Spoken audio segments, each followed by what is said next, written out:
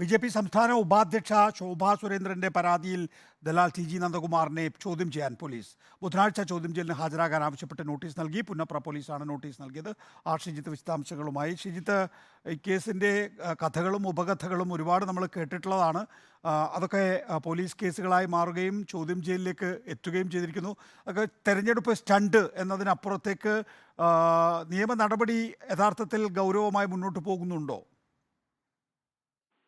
Nikesh, T G Nandakumar സ്ത്രീത്വത്തെ അപമാനിക്കുന്ന തരത്തിലുള്ള അധിക്ഷേപകരമായ പരാമർശങ്ങൾ നടത്തിയത് ചൂണ്ടിക്കാണിച്ച് ശോഭാ സുരേന്ദ്രൻ സംസ്ഥാന പോലീസ് മേധാവിക്ക് പരാതി നൽകിയിരുന്നു. പരാതിന്മേൽ നടപടിയെടുത്തില്ലെങ്കിൽ പുന്നപ്ര പോലീസ് സ്റ്റേഷനിൽ സത്യാഗ്രഹം ഇരിക്കുമെന്നും ശോഭാ സുരേന്ദ്രൻ പ്രഖ്യാപിച്ചിരുന്നു.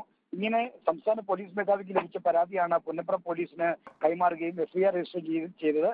ഈ കേസന്വേഷണത്തിന്റെ ഭാഗമായിട്ടാണ് വിവാദ ദല്ലാൽ ടി ജി നന്ദകുമാറിന് ഇപ്പോൾ ചോദ്യം ചെയ്യലിന് ഹാജരാവാനായി കാണിച്ച് നോട്ടീസ് അയച്ചിരിക്കുന്നത്.